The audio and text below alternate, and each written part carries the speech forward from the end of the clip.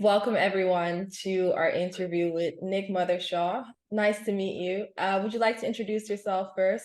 Brilliant, thank you. Yeah, hi, I'm Nick Mothershaw. I'm Chief Identity Strategist at the Open Identity Exchange, and I work with the team at OAX to determine how OAX helps its members find their way in the digital identity ecosystem and how we achieve our vision. And our vision is that all of us can have a reusable, trusted digital identity that is able to be used anywhere around the globe. That's really good. So, as a chief identity strategist, what is it about your job that gets you out of bed in the morning? What keeps you going, motivated?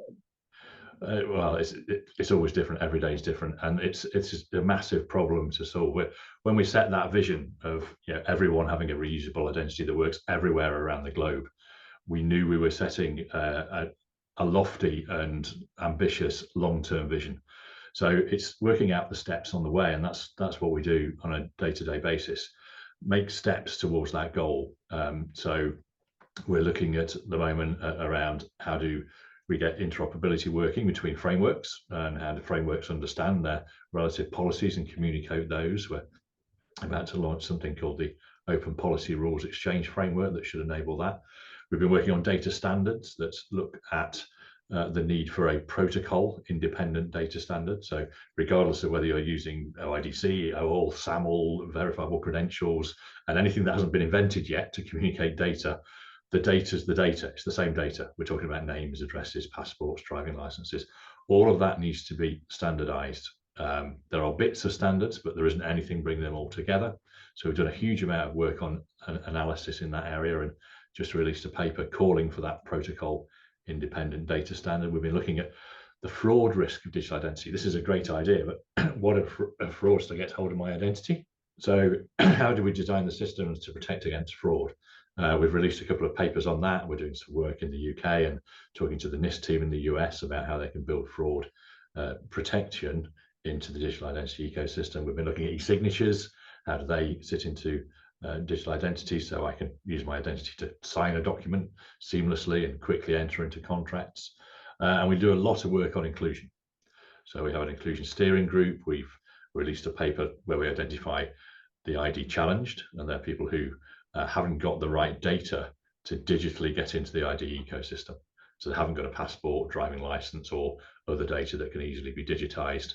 So how do we help them into the ecosystem? And we're looking at access to alternative data sets, assisted digital, and ultimately vouching to enable those people to come into the ecosystem, because we need to make sure everybody can get a digital identity, and to do so, ultimately, for some people, we're going to have to vouch them into the system. So we released a paper on that last year, and we continue to work on our inclusion mission and trying to help frameworks like the UK and others with an inclusion strategy that means that everyone around the world can have and use a digital identity.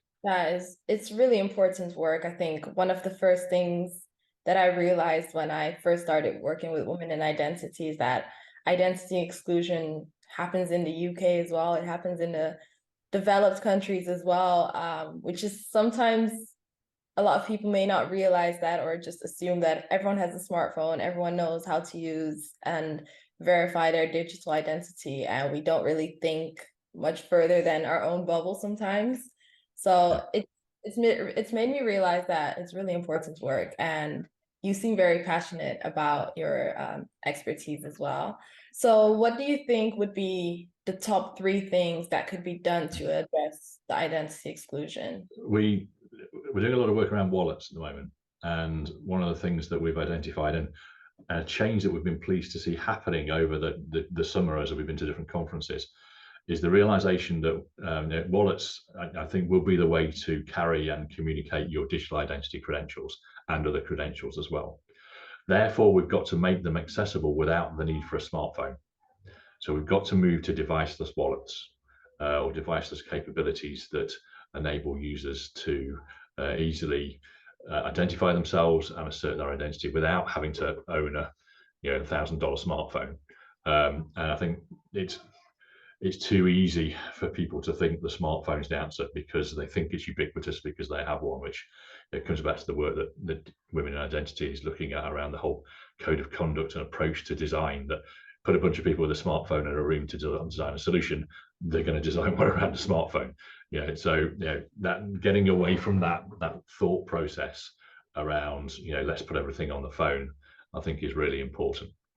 The next then is to make sure that, as we've explored in some of our papers, that there is a process to get people into the ecosystem. So in different parts of the world, we're going to see very different approaches. And our analysis of trust frameworks is showing that in many cases, it's simply, you've already got some kind of physical ID, we're going to digitize that. That still needs assistance to bring people into the digital world, even if everyone in your country's got an ID, because that's the way your country operates. In other countries where not everyone has an ID, either because on one end, that's a kind of in some countries like the UK, US, because it's a cultural, we don't want an ID. When the government doesn't want to give us an ID and give us a number. And on the other end, it's because the country's ecosystem isn't organized enough to give everybody an ID. They want to do it, but they are unable to do it because of their ecosystem and infrastructure. So at those two ends of the spectrum, we've got to make sure there is ways to get people into the ecosystem and plan for that, which leads me to the final thing, which is having a strategy. So we've done a lot of work on bits of inclusion challenges, highlighting case studies. What we need to see is governments, implementers of trust frameworks, identity providers having a clear and articulated and published inclusion strategy. And we should expect to see that. We should expect to see that policy, and we should expect to be able to hold them to account to that and see progress. That is really good. That's a really strong point, especially the last one about strategy, because otherwise you need a bit of unity among every industry body, which is, again, a great reason why we work together and we are partners with Women in Identity and OIX.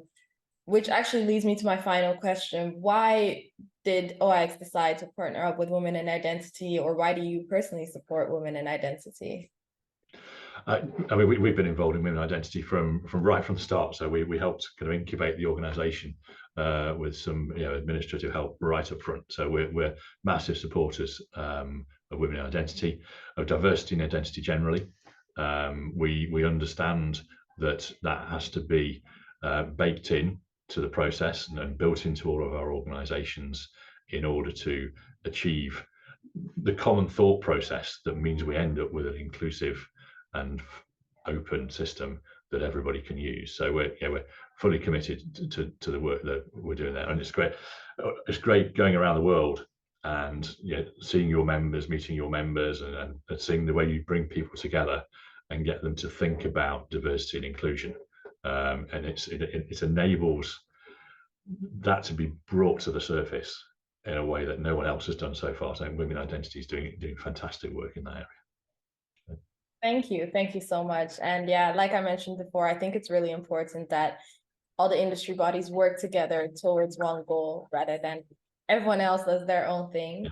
Thank you so much for your time, and it was great to meet you and learn more about you and your role. As always, thank you for your support from the start until now. We really do appreciate it, and we hope to see each other soon.